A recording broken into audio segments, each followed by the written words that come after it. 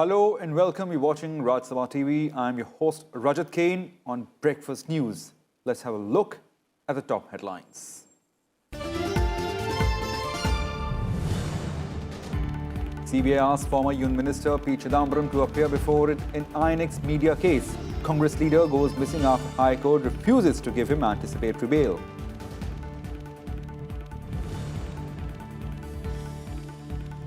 Middle schools to reopen in Kashmir Valley. Jammu and Kashmir administration eases more restrictions to restore normalcy in the valley. Sets up committees to devise modalities to proceed for proposed union territories.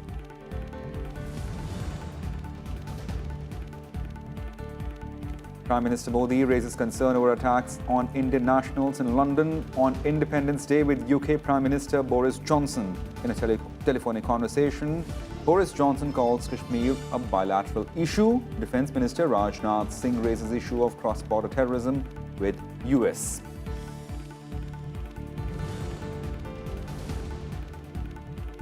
On the last leg of his three-nation tour, Vice President Venkaiah Naidu arrives in Estonia for bilateral talks with President and Prime Minister of Estonia. Will also attend India-Estonia Business Forum.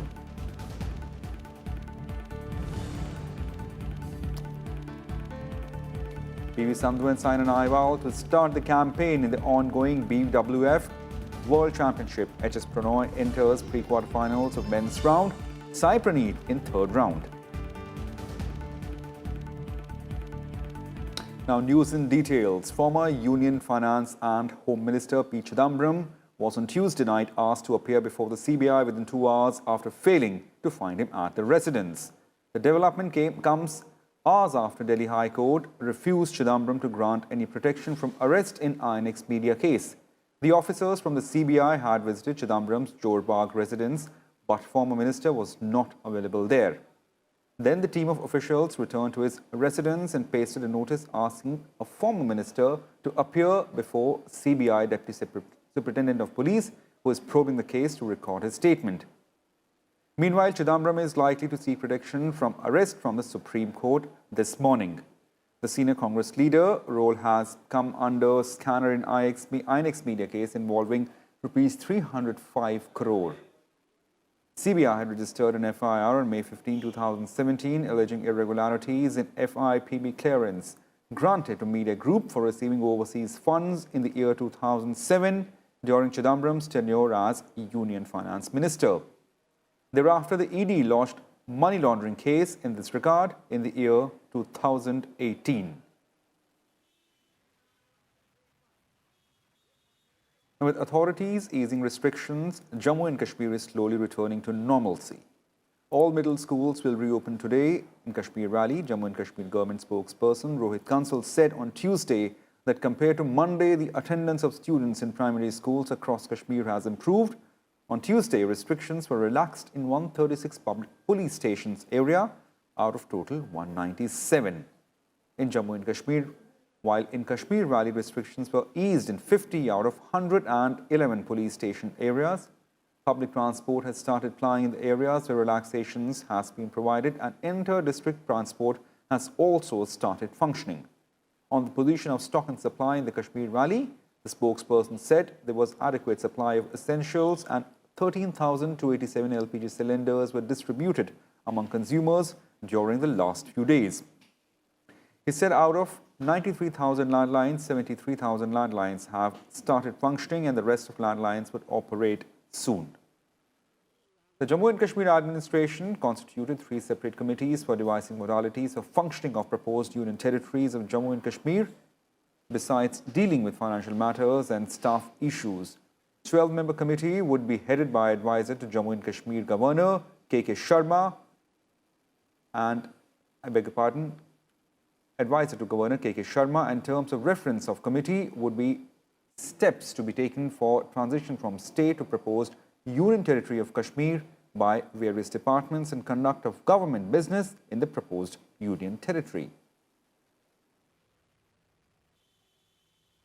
Prime Minister Modi on Tuesday held a telephonic conversation with his British counterpart Boris Johnson, during which Prime Minister Modi raised the issue of violence against members of Indian diaspora celebrating Independence Day outside the Indian High Commission in London.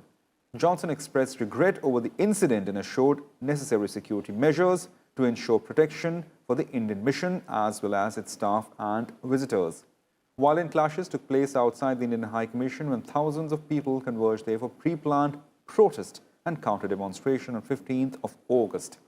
During the conversation, British Prime Minister Boris Johnson also made it clear to Prime Minister Modi that Kashmir remains a bilateral matter between India and Pakistan, and as far as UK is concerned, during a telephone conversation between the two leaders.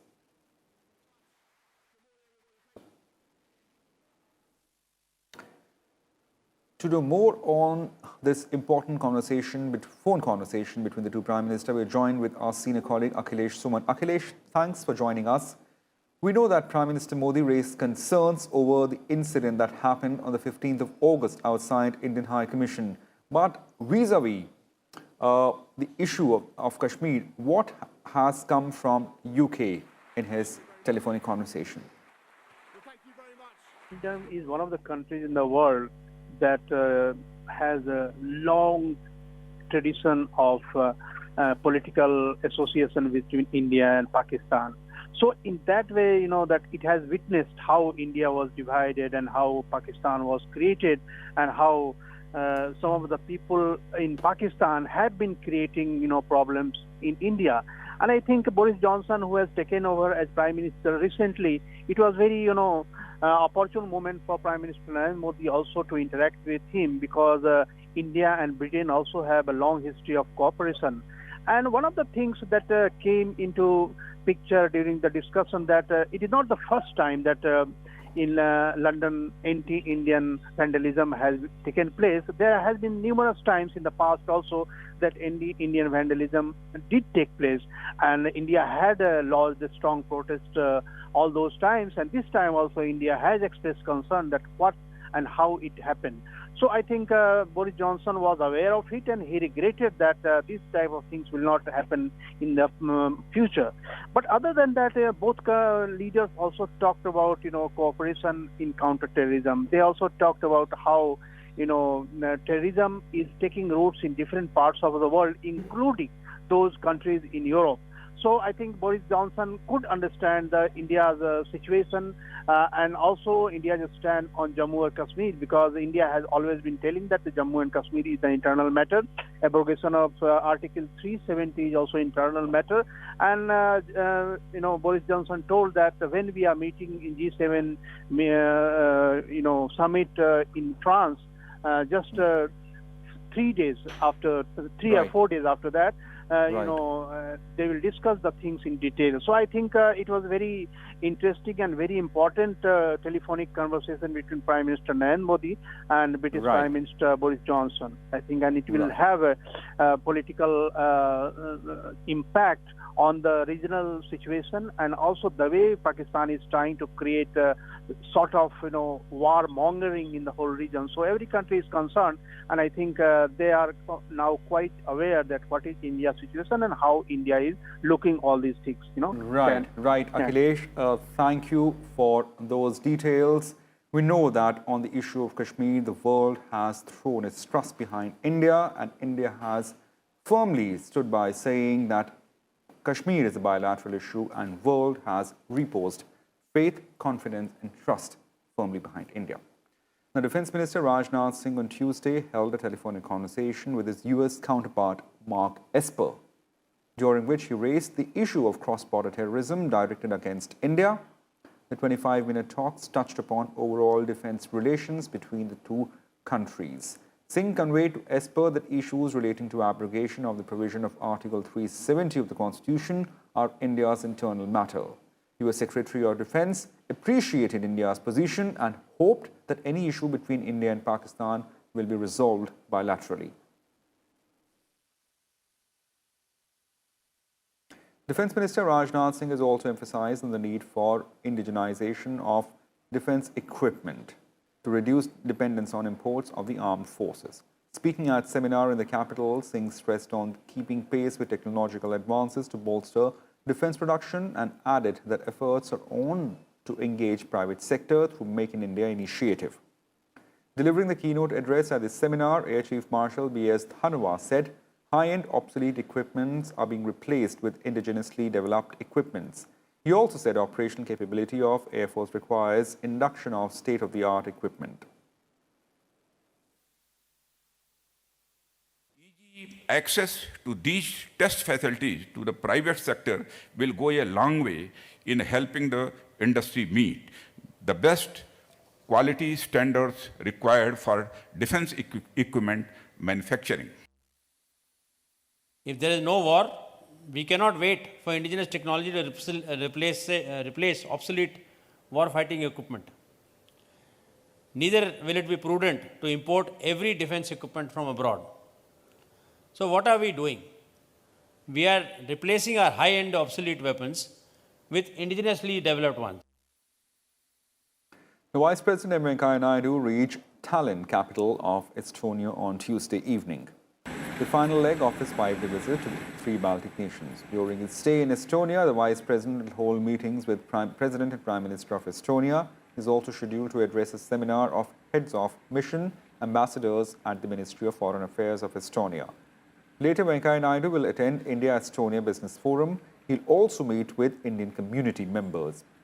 Earlier on Tuesday in Latvia, Vice President unveiled the bust of Mahatma Gandhi, followed by a presentation of books at National Library of Latvia.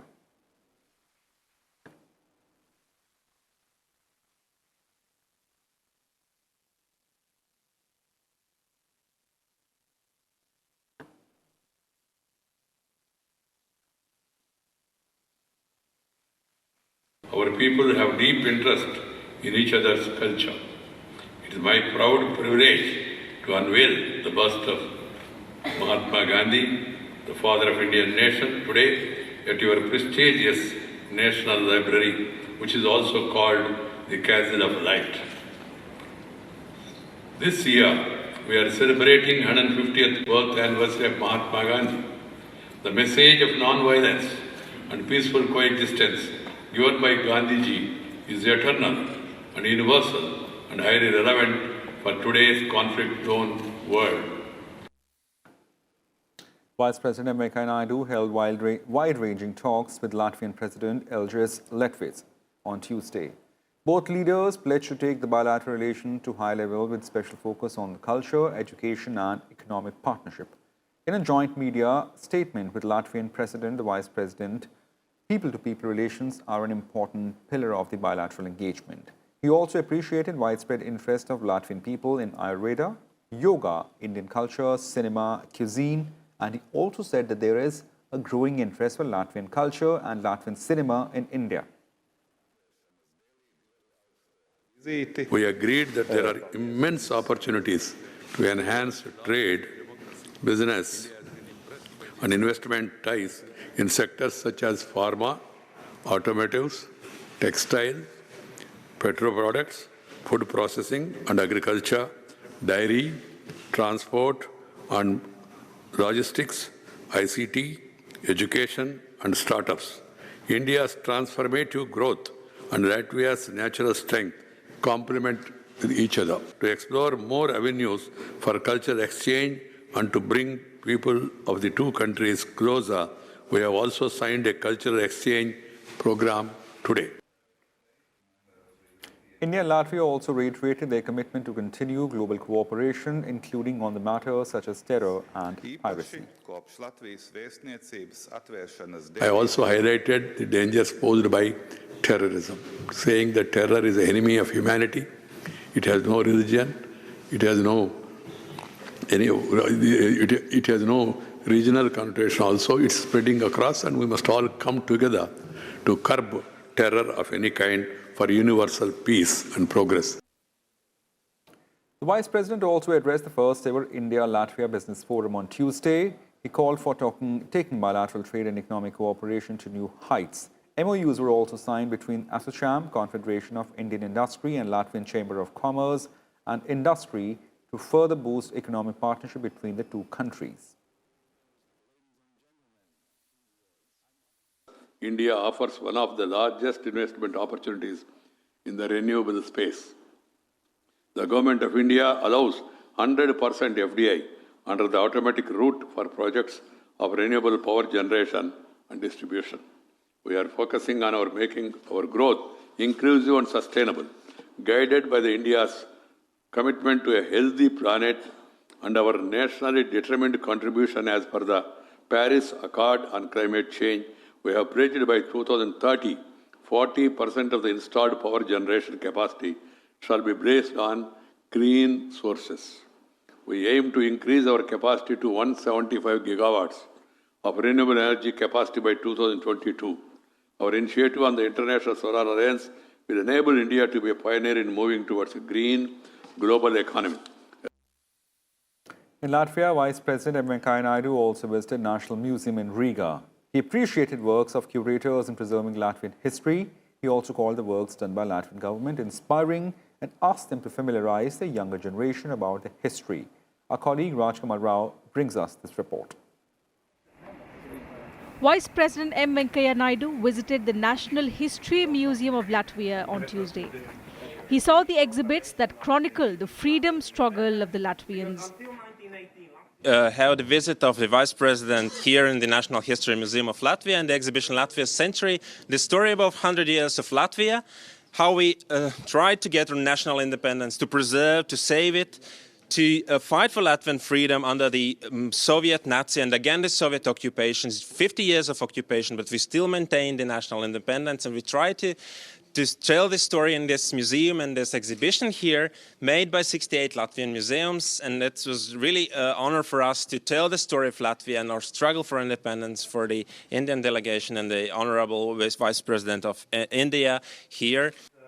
The exhibition, titled Latvia's Century, allows visitors to see historical objects kept in various museums of Latvia: Kurzeme, Silesia, Vidzeme, Zemgale and Riga. It reflects the history of the Latvian people, land and country in the last century. The museum is founded in 1869. It's 150 years old. It's the first Latvian museum. It's built, start as Latvian Society Museum. In 1920, when we became the independent country, it became the State History Museum. We are a universal museum. We collect everything from archaeology till art. Around 1 million objects we have in our collections, and around 150 people are working here. We have archaeological, ethnographical, numismatic, historical departments, restoration department, and we are a universal museum. The exhibition is aimed at creating a joint presentation of Latvian museums dedicated to 100 years of the Republic of Latvia. It also shows the historical stages of Latvian statehood, besides offering visitors an exciting preview of the past and present values of its society.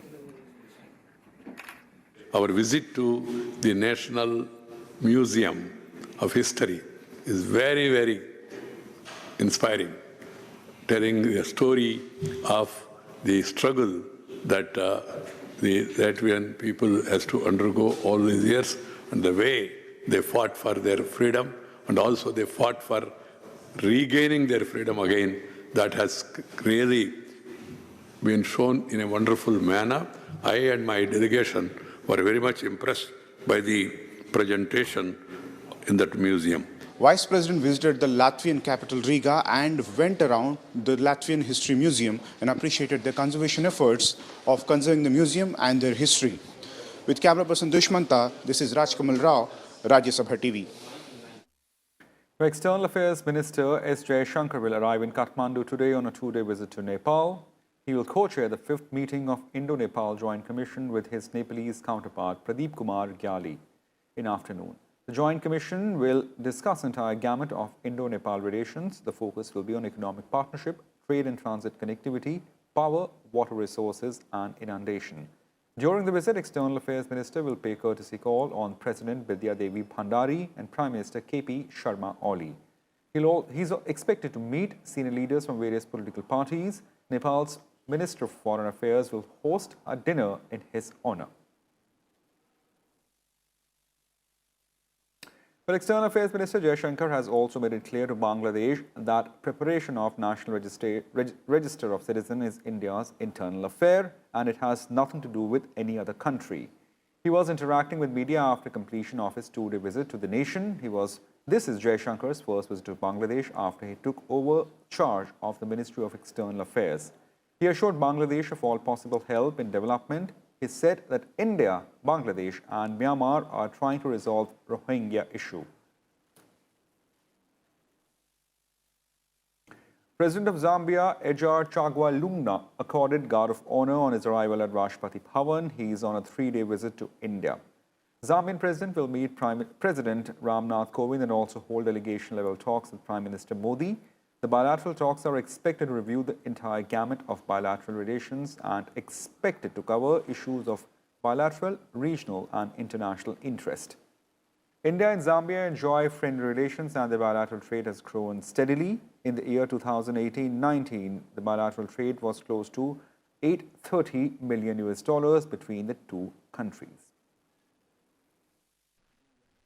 Have been very close for years. Before independence in 1964, we got inspiration from the Indian people. So my expectation here today is simply to improve our relationship, and I know that we're going to sign some agreements which will be the foundation of an improved collaboration and cooperation. I expect much more than that. In fact, as we talk, we'll be able to go into details.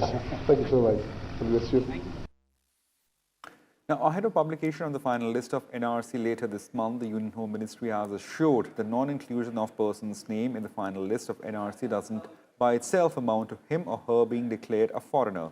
The ministry said that adequate arrangements are being made for people to appeal against non-inclusion in the list of Assam's residents. According to Home Ministry, every individual whose name doesn't figure in the National Register of Citizens can represent his or her case in front of Foreigners Tribunal.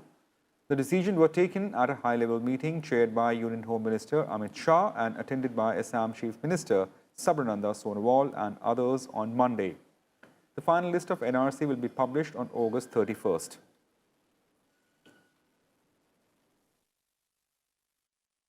The centre has approved additional assistance of more than 4,400 crore rupee to Odisha, Karnataka and Himachal Pradesh.